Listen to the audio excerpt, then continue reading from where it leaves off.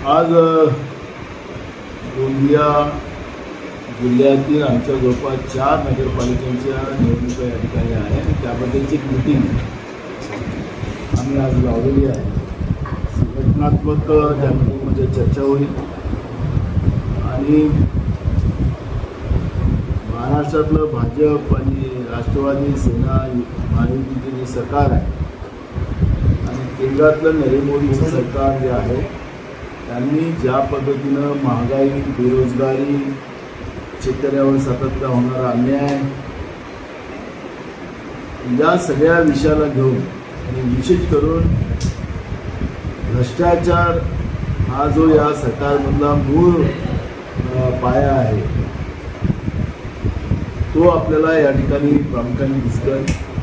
तर आपण गोंदिया शहरात आहोत. गोंदिया शहरातले रस्त्यांचाही विषय आपण घेतला तर गोंदिया शहरामध्ये रस्ते, गड्ड्यांचं साम्राज्य, काही व्यापारी संघटना, काही सोशल संस्था त्यांचं आता उद्या सोमवारी भीक मागवा आंदोलन त्याच्याबद्दल आहे की यांच्या जिभा पलटतात. आता अजून फडणवीस त्याच्यापेक्षा पुढे जाऊन बोलेल. अजित पवार बोलले, मग फडणवीस अजून त्याच्यापेक्षा बोलेल, मग एकनाथ शिंदे अजून त्याच्या पलीकडे जाऊन बोलतील.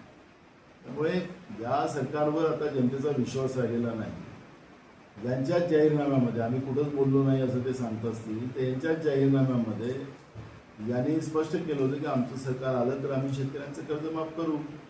मग कर्ज माफ करू असं यांनी म्हटल्यानंतर जनतेने तर म्हटलं नव्हतं तुम्ही जाहीरनाम्यात टाका तेव्हा तुम्हाला मतदान करू. तुम्ही जनतेला आपल्या जाहीरनाम्यामध्ये आणि विशेष करून शेतकऱ्यांना सांगितलं की आमचं सरकार आल्यानंतर कर्जमाफी करू. आणि त्यांचंच अजित पवारांचा जो सहकार मंत्री या जिल्ह्याचे माजी पालकमंत्री गोंदियाचे ते म्हणत होते की शेतकऱ्यांना हे कर्जमाफीची आदत पडलेली आहे आणि तुम्ही काय चेष्टा करताय का शेतकऱ्यांच्या? अहो, नाही देत असाल तर तुम्ही नाही देऊ असं मला सांगा. तुम्हाला अदानी अंबानीला पैसे द्यायचे आहेत ते आमच्याजवळ नाही आहे शेतकऱ्याला द्यायचे, कारण की यांचा आता तो दिल्लीत बसलेला आहे.